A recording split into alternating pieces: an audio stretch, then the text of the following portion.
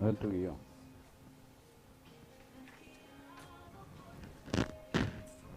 Estamos listos. Mira, nos conectamos de una vez. Hora del Señor. Uno, cada uno, uno. Uno. Uno, espere. Mira, a ver, profesor. Uno, Ok. uno. Lo. Palabra de reflexión, ¿verdad? No, profesor.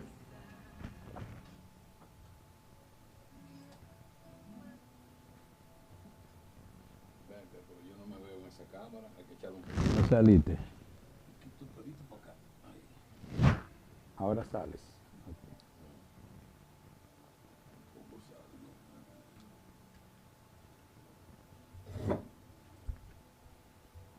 Hay una vaina en este palo que joder la vaina. Siempre. Entonces ahí no sale el profe. Déjame ver por acá. Se echa un poquito para allá. Se aleja un poco. Para que salga. Hola. ¿Quién, yo? Si el profe se pone ahí, tú para allá. Exacto. Ahí salimos nosotros. Entonces ponle el micrófono al profe aquí. Ese es mi micrófono, te le pónselo al profe. Y muévelo por la. ¿Tiene el Por micrófono? ¿Cuál? ese, para que salga la emisora, sí. Ese. Para el emisor. Este será el Ese tuyo. es el tuyo. No, este es el- Muévanlo por ahí arriba. El maestro le ha dicho que por aquí. No se toca ahí el micrófono. Arriba, ahí. Arriba del 3. Arriba. Del 3, ahí. El maestro no le gusta que toquen, que lo toquen la barra. Al maestro le gusta que lo toquen allá arriba, Pablo, ¿A dónde? en el brazo. Ah, ok.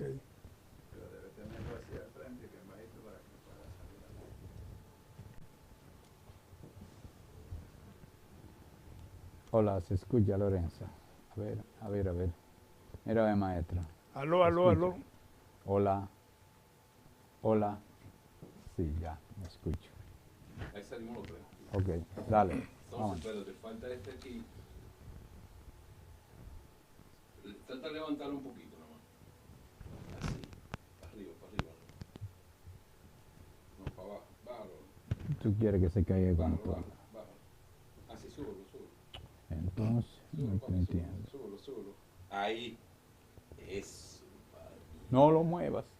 Te di un pelito ahí. Bueno, no sé. Que se realice. Yo aquí. Dale, Pero espera al fondo ya. Voy a grabar entonces. dale. Yo. Ahora que te da un cue.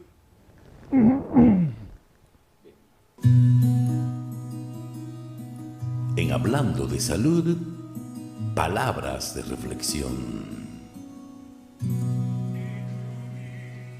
Lorenzo, la oración. Muy buenas tardes.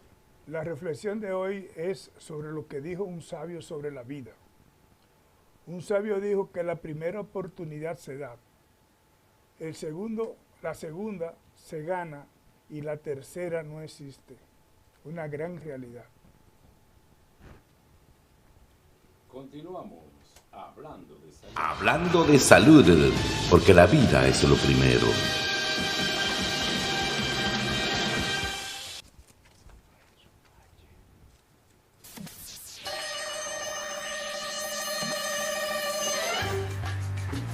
Brea Productions presenta Hablando de Salud, con los doctores Brea Grullón. Un programa de compromiso social en salud pública enfocado en la promoción de la salud y prevención de enfermedades para poder ofrecer una mejor calidad de vida a la población. Hablando de salud, porque la vida es lo primero.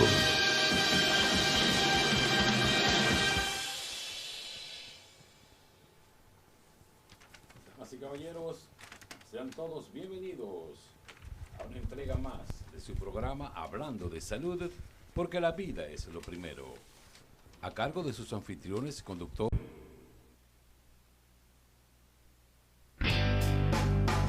En Hablando de Salud, nuestro tema de hoy. Nuestro tema de hoy está basado en la lactancia materna, a cargo de la disertación del profesor doctor Pablo de la Mota. El doctor Pablo de la Mota, haciendo una pequeña reseña Es ginecólogo obstetra, experto en esterilidad e infertilidad, colposcopista, profesor, catedrático universitario, investigador, miembro de la Academia de Ciencias, ex subdirector del Consejo Nacional de Población y Familia, ex subdirector de la Maternidad San Lorenzo de los Mina, exdirector del Subcentro de Salud de Engombe, ex subdirector del Hospital Municipal de Palma, pasado presidente fundador del Club Rotario Santo Domingo Naciente, exdirector interino de la Zona E del Seguro Social, fundador y supervisor del Departamento de Medicina Legal de la Fiscalía Santo Domingo Este y asesor médico de la Sindicatura Santo Domingo Este. Bienvenido, profesor, a su programa Hablando de Salud. Muy buenas tardes, estimados oyentes y televidentes.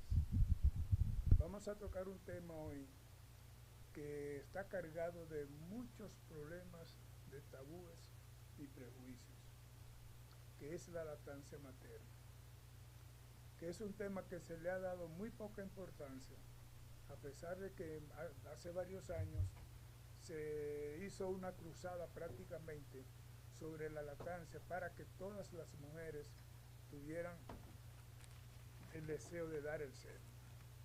La lactancia es un proceso que, según la Organización Mundial de la Salud, estipula que es suficiente para la alimentación y tiene muchas ventajas para la alimentación del bebé y el desarrollo del bebé.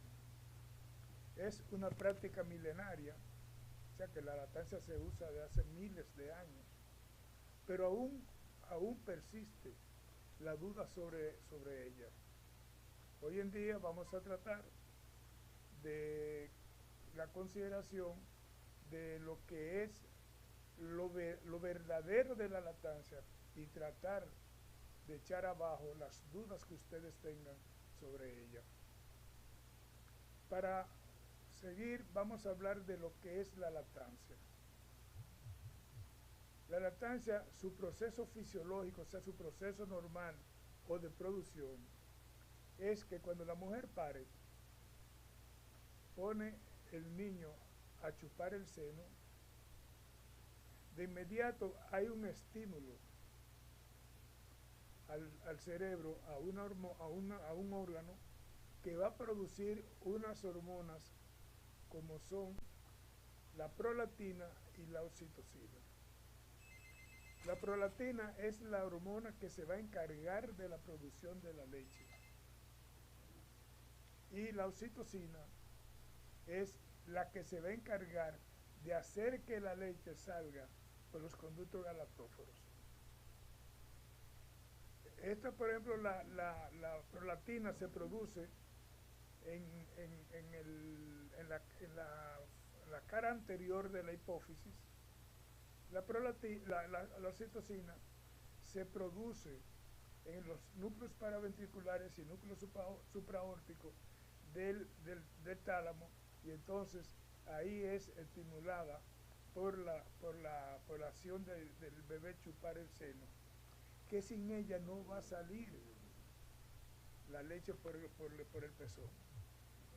Entonces la naturaleza produce muchas cosas buenas que algunas veces son incomprensibles, y es que cuando la mujer da el seno, que el niño lo chupa, que hace la inyección, o sea, el hecho de salir la leche por el pezón, eso es por la descarga de oxitocina. La oxitocina es una sustancia muy conocida, pero con el nombre comercial de pitocin, que es la que se usa para acelerar el parto a mujeres en el trabajo de parto, valga la redundancia. Entonces, esta oxitocina va a producir una involución uterina, va a hacer lo posible para que el útero vuelva a su estado normal en el tiempo prudente del famoso tiempo de riego, que son 3 meses, y para eso, cada vez que hay la inyección de la leche por el pezón, hay descarga de adrenalina, de oxitocina, y entonces va a actuar sobre el útero o la matriz y va a producir lo que se llama involución. Entonces el útero va a contraerse en cada eyección y va a provocar una contracción uterina, y eso va a provocar un sangrado en el momento de la lactancia, que muchas veces lo confunden como una menstruación. Muy bien, profesor Rafael Pérez. Sí, recuerde, profesor, que estamos hablando de un público que no es médico, y algunas prescripciones y algunas disquisiciones de las cuales usted ha externado delante del público deben ser aclaradas un poco más fáciles para que nuestro público le pueda entender. Usted habló de oxitoxina, habla de prolactina, habla de las hormonas que están localizadas en la hipófisis o glándula pituitaria. Pienso que debemos ser más específicos en decirles a las personas que estas sustancias son segregadas por glándulas que tenemos en el cuerpo, básicamente a nivel del cerebro, donde está esa hipófisis o glándula pituitaria, que es algo como del tamaño de un grano de frijoles, o sea, pero un poquito más grande, más redondita, como si fuera una pequeña, no es de esos coquitos, pero un poco más pequeña, ¿no? ¿Es cierto o no, profesor? Sí. Entonces, esta glándula es la hipófisis pituitaria la que ayuda a la mujer a la secreción de la leche materna en el momento en que el niño está chupando el pezón. Profesor, ¿y qué nos trae la leche materna para nosotros los bebecitos cuando nacemos? ¿Qué sustancia? ¿Qué podemos agregar a esto? Que no sea la leche de res, la leche que nos dan maternizada, el agua de azúcar y eso. ¿Qué usted nos podría decir con la leche materna? Sí, muy buena pregunta. Fíjate, primero, cuando el niño tiene sed se le puede dar la leche materna porque tiene mucha agua. Tiene un 87.5 en su composición de agua. Un niño enlatando, no hay por qué darle agua. Ahora bien, los componentes de la leche va a ser dependiendo de la etapa del hecho de amamantar el bebé. En la primera fase del amamantamiento va a producirse una leche clara, una leche que no va a ser muy nutritiva porque solamente va a tener lactosa. Pero ya en una segunda parte del amamantamiento va a haber una leche más espesa, producto de que está cargada, tiene una gran concentración de ácidos grasos.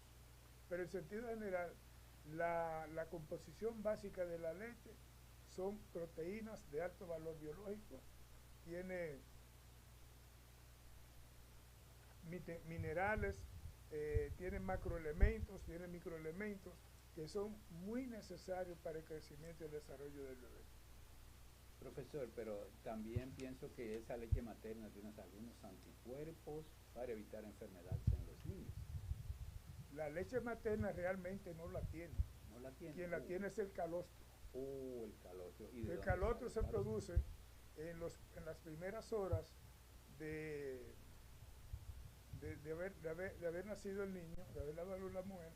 Se produce un calostro que entonces luego va a tener, es un precalostro que se forma como si fuera una babita, y entonces luego viene el calostro normal, que es el que va a estar cargado de todos los procesos hormonales y vacunas que tiene la mamá, y le va a suministrar una inmunización al niño, que por eso es que hay vacunas que se le ponen después del año y otras no, porque en el calostro no sale toda la inmunización que tiene la mamá, salen algunas pero otras no.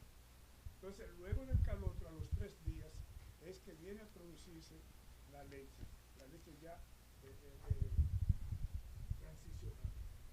Profesor, y hay algunas madres que los pezones no son voluminosos, es decir, tienen los pezones aplanados. En ese caso, ¿qué usted recomienda para que el niño pueda chupar esas mamas que tienen pezones aplanados totalmente, que no sobresalen sobre la mama de la niña? Sí, eso es una situación que genera cierto tipo de dificultad al amamantar. Porque a pesar de que el niño no mama el pezón, no lo chupa, lo que chupa es el pecho, pero es necesario para su acomodación en la boca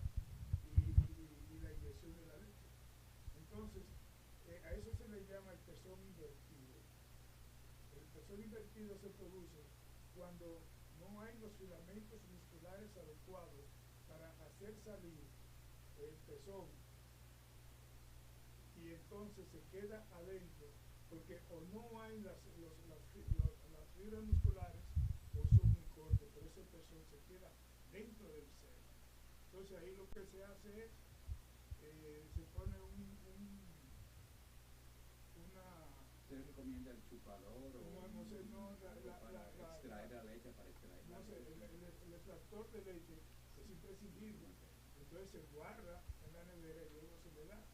También se le pone una pezonera y ahí, cuando el pezón es corto, casi invertido, tú puedes recomendarle, por ejemplo, que se vaya a una bisutería, donde venden bisutería, después tontería, entonces que se compre un dedal. El dedal es lo que se pone la mujer en el dedo para coser en la mano y no clavarse la aguja. Entonces se la pone en el pezón y eso le produce cierto tipo de salida al pezón, entonces le facilita la lactancia. Muy bien, vamos a pasar entonces al tema de curiosidades. En Hablando de Salud, curiosidades. Pueden curar a sus madres en el vientre. Segundo, hoy. En Hablando de Salud, curiosidades. Los bebés pueden curar a sus madres en el vientre. Entre las curiosidades del mundo más sorpresivas está el poder de los bebés en el vientre materno.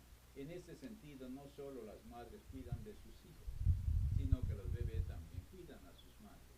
Mientras se encuentra en el útero, el feto puede enviar sus propias células madre a los órganos dañados de su progenitora para restaurarlos. La transferencia e incorporación de células madre embrionarias en los órganos de la madre se llaman microquimerismo uterino. Datos curiosos sobre los elefantes. Los elefantes son maravillosos. Nuestros ojos parecen gigantes, sin embargo pesan menos que la lengua de una ballena azul. Otro dato curioso sobre ellos, no pueden saltar. Los elefantes y el agua. Hay más curiosidades del mundo sobre estos increíbles animales. Los elefantes son capaces de localizar agua y detectar lluvias a distancia de aproximadamente 250 kilómetros. A su vez, un miembro de la manada encuentra alguna reserva de agua, avisa mediante gruñidos de baja frecuencia al resto de la manada. Y hasta aquí, curiosidades en Hablando de Salud. Continuamos hablando de salud.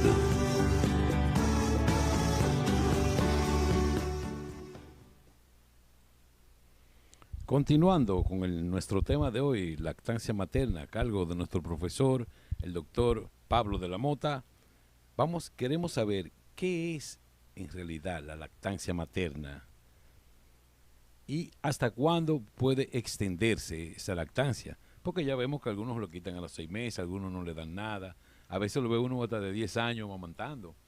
¿Hasta cuándo, qué es y hasta cuándo debería de extenderse, profesor? Bueno, la lactancia materna ya dijimos que era un proceso que representa un beneficio y una gran ventaja para el crecimiento y desarrollo del bebé. Es producida por unas hormonas, por células del cerebro, como dijo el compañero, también se produce, principalmente los citocinas, en otros órganos del cuerpo. Sobre todo es eminentemente en órganos propios del cerebro donde tienen la producción de esas sustancias, de esas hormonas para producirse la lactancia. La lactancia, el bebé se va acomodando a medida que va pasando el tiempo, se va acomodando en las cualidades nutritivas de la leche. Pero antes se decía que la leche, el niño tenía que ser amamantado cada tres horas. Ya eso no existe. Ya hoy en día lo que se dice es que el bebé tiene que ser amamantado a demanda de él. O sea, cuando él tenga hambre, él mismo hace ver que tiene hambre y entonces él mismo se da cuenta, al estar lleno, entonces él mismo deja de tomar la leche. Cuando Hay una situación que me gustaría aclarar aquí, y es que cuando un niño grita, generalmente lo que hace es, principalmente cuando es de fórmula, la leche, de una vez le dan leche al niño. Y eso no debe de ser, porque el niño puede gritar por un cólico que le dé porque no se le saquen los cólicos adecuadamente. Y entonces lo ponen de una vez a darle leche. Entonces eso le produce una hiperalimentación. Por eso hay en los niños una diarrea que después se cree que es una diarrea infecciosa o viral, y no es más que una diarrea por hiperalimentación. Profesor, entonces la leche materna le puede evitar esas diarreas al niño sin necesidad de que se le dé ningún medicamento. No hay necesidad de darle medicamento a un niño porque está tomando la leche, no va a tener ningún tipo de problema, porque inclusive lo más beneficioso para el crecimiento de un bebé es la lactancia. Por ejemplo, en los años 80, una profesora tuya, o dos profesoras, la doctora Josefina Cohen, dos pediatras científicas de mucha envergadura, y la doctora Aide Rondón. Esas mujeres se fajaron. Una la quería mucho, la otra no. Sí. Esas dos señoras se fajaron a hacer una demanda de la sociedad para que las madres den el seno, y que van a ser los nuevos. Entonces hay un problema que yo, por ejemplo, veo como ginecólogo que tenía que darle a la madre una licencia prenatal,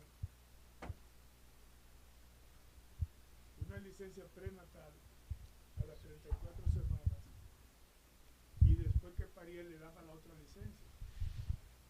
Por lo que yo una vez hablé con un diputado para ver si hacíamos un anteproyecto, que en vez de los 3 meses, 6 semanas antes y 6 semanas después del parto, se pusieran los 6 meses después que pariera la mujer. Porque hay un dato que ustedes no sé si lo saben, que yo siempre dije que después que la mamá paría, que tenía sus 6 semanas con el parto, con el niño postparto, tenía que irse a su trabajo y dejaba el niño con una mujer sin educación, sin ningún tipo de experiencia, sin preparación, a darle comida al niño sin higiene, contaminada. El niño se enfermaba, y entonces comenzaba ahí mismo lo que yo decía, un proceso de desnutrición, porque inclusive la niñera hasta se bebía la leche del niño cuando era maternizada, que se ponía la comida. Y peor aún, iban a una farmacia y compraban un Valium de 2 miligramos, le daban una cucharadita al niño, y el niño dormía plácidamente bien, y lo mamá llamaba, no, él está durmiendo, y ese dado que tenía para que la muchacha no esté fuñendo con el niño, ni atendiendo, ni nada de eso. Entonces por eso, queriendo que se ponga una ley, cambiar la ley 165, que es la que maneja la ley de maternidad, entonces ponerla en vez de mes y medio antes y mes y medio después, sea 6 meses después de que pare la mamá, la señora. Entonces, hay una situación que eso me obligó a yo escribir un artículo en el periódico El Siglo, que le puse como nombre, como título, Lactancia materna, sus incongruencias por esa situación. Estamos promocionando la lactancia materna de una manera científica, apoyado con la Organización Mundial de la Salud, la Organización Panamericana de la Salud, y entonces las leyes, o sea, poniendo trabas para que no se haga lo que haya que hacer, para que el niño tenga un buen desarrollo y una buena alimentación. Profesor, pero según tengo entendido, tenemos aquí algunos centros de lactancia materna en algunos lugares. Hemos visto en varios lugares, incluso hasta en estaciones del metro, hay estaciones de lactancia materna. Sí, porque inclusive se ha generalizado esa situación, inclusive las estancias, por ejemplo, eso no existía. Y la primera institución, creo, que se hizo una estancia materna fue el Seguro Social. Y lo que tiene como finalidad eso es que la mamá lleve a su niño a esa estancia y es atendido por una doctora y una enfermera, y cuando le toca la comida al niño, la señora sale de su trabajo, va a le dar la leche al niño, lo amamanta, y entonces vuelve otra vez a su trabajo. Pero que ya eso no es un mito como antes. Ya no, ya ahora tú puedes ver en la calle, en un parque, en cualquier sitio, una señora con la teta afuera dándole la leche al bebé. Antes no se podía ver eso. Profesor, hay una situación. Algunas mujeres piensan que si le dan la leche a sus niños se le van a caer los pechos. Y ellas, por mantenerse con los pechos erguidos, no le dan la leche a su niño. ¿Qué usted le dice? Eso, le aconseja. Ese es el mal de nunca acabar. Ay, ay, ay, ay. Tú sabes que en una reunión anual que hizo la Asociación Americana de Cirujanos Plásticos, desmintió eso, diciendo que no, que yo mismo lo he dicho muchas veces, que el hecho de la mujer ponerse a estar dando el seno, eso es lo que hace que ejercita los músculos de los pechos. Y lo que hace es que le produce tensión, le produce, lo hace mucho más fuerte y la teta no se cae. Ahora, cuando una mujer se pasa sin dar el seno, y entonces esa cargada de leche, esa sí produce daño. Se cae. Porque inclusive la naturaleza no se equivoca, está muy bien hecha, como dijo ahorita. Hay un factor de inhibición de la lactancia, que lo tiene toda la leche, toda la madre, la leche materna. Y es que cuando las tetas están llenas, actúa el factor inhibidor de la lactancia. Entonces, coge para arriba para el cerebro y para la producción de la prolactina, que es la hormona que produce la leche. Entonces, la leche se produce, cae en la glándula mamaria, se deposita en los alvéolos mamarios y entonces luego es excretado por acción de la oxitocina, como dijimos ahorita, con los túbulos seminíferos, perdón, los túbulos galatóferos. Entonces, ¿qué resulta? Si usted quiere dar el seno y quiere, por ejemplo, sigue pensando que se le va a caer, usted, por ejemplo, puede coger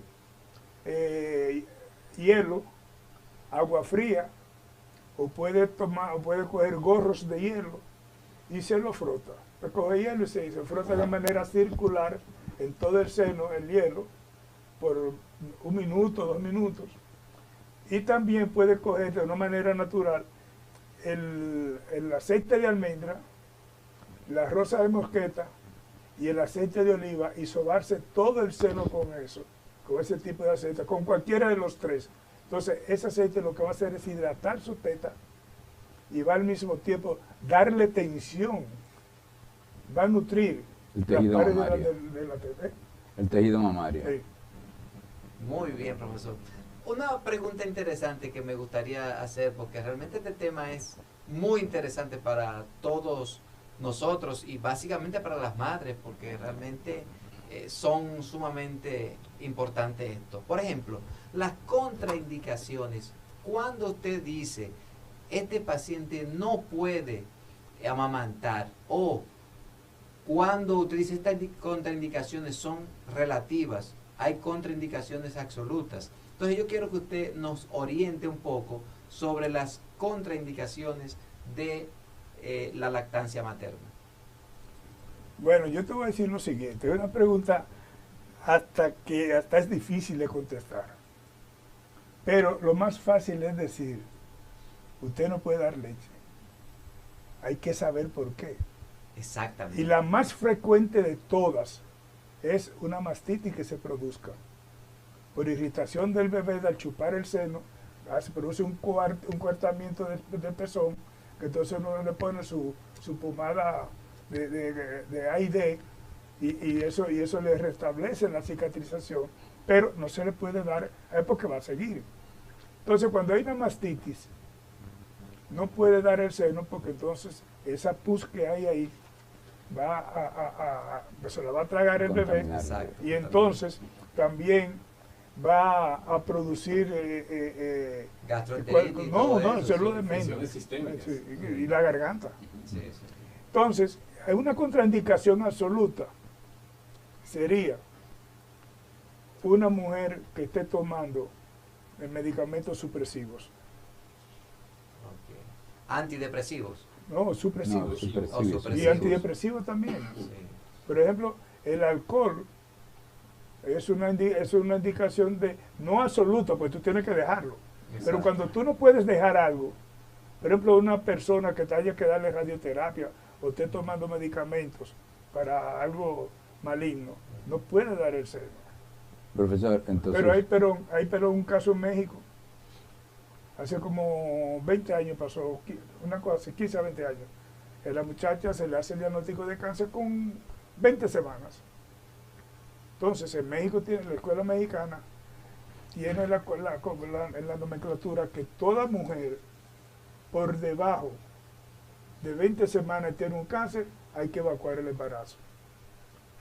Entonces ella tenía como 18 o algo así, ella así, y se desgaritó de México, se cogió por un campo de eso. Y llegó al hospital ya con el niño que casi pariendo. Wow. Profesor, en relación a en la lactancia materna, ¿cuáles serían las ventajas para el niño y para la madre? En los casos de la lactancia materna. Por ejemplo, en el caso de la madre, se han visto casos que protegen los cánceres de ovario, de mama, diabetes tipo 2, depresiones. ¿Qué puede usted agregar al respecto? En la lactancia la depresión está más sujeta a los casos donde hay trastornos depresivos durante el embarazo, que inclusive la mamá hace una depresión postparto. Pero después el hecho de que tenga cáncer de ovario, se considera que eso es una protección. O sea, no hay esa gran relación de cáncer de ovario o mujer que lacta o no lacta. No se ha hablado nada de eso con tanta especificidad. ¿Y los beneficios para el niño? Bueno, los beneficios para el niño son todos. Con un crecimiento y un desarrollo y una alimentación bárbara, porque entonces el niño está dependiendo de una sola alimentación. Porque lo ideal es que la mamá le dé el seno al niño solamente, no necesita más nada, porque tiene la suficiente cantidad de proteínas, grasas, vitaminas, minerales, macroelementos, microelementos que son necesarios para el crecimiento del bebé. Ahora, una pregunta ahorita se quedó en el aire. ¿Qué tiempo debe darle el seno al niño?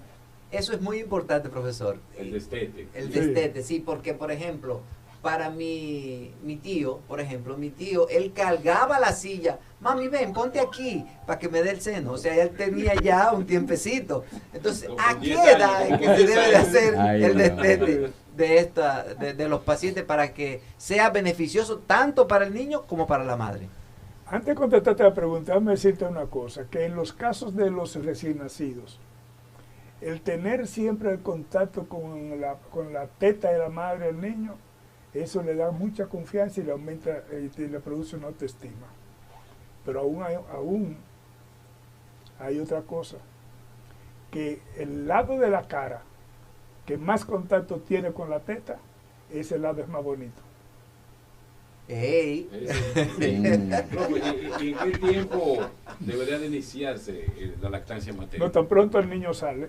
Por ejemplo, hay la costumbre de ponerle al niño de una vez a la teta de la madre, ahí tan pronto la sacó del ginecólogo, se la pone la madre, que chupe el seno, porque lo hace de una manera a veces Natural, se mete el sí, dedito. claro, natural. Se mete el espontáneo. dedito a veces. chupa el seno, y entonces ahí mismo comienza el calostro. Porque hay un precalostro y hay después el calostro. Entonces luego a los 3 días es que comienza la producción de leche. Entonces, Qué interesante. la mamá le da el seno. Resulta que con 6 meses es suficiente que le dé el seno al niño. Porque ¿Con 6 meses? sí, porque ya después de 6 meses el niño tiene la habilidad de aceptar otro tipo de alimentación. Entonces tú ves que le ponen compota, le Huevito, ponen, por ejemplo, un huevo, un medio huevo a la semana, que le ponen su puré de papa con habichuela, crema de habichuela, digo, maicena, le van alternando la comida dependiendo de su grado de aceptación. Entonces, hay otra situación, que la mujer que pasa los 6 meses dando seno, no es solamente con la finalidad de dar seno, sino también como un método anticonceptivo. Porque hay un método anticonceptivo a expensa de la lactancia que se llama MELA. Eso es que la mujer lactando no sale embarazada precisamente porque no hay ovulación, pero porque está actuando la prolactina, que es una hormona que nosotros lo que la tenemos que saber manejar, lo que hacemos esterilidad, pues sabemos a dónde podemos nosotros poner tratamiento y cuándo no.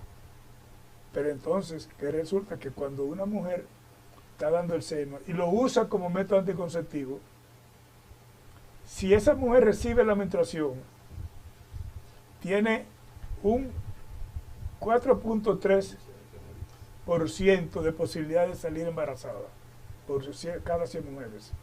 Y si no tiene la menstruación y lo usa como método anticonceptivo, tiene un 3.4% de posibilidades de salir embarazada.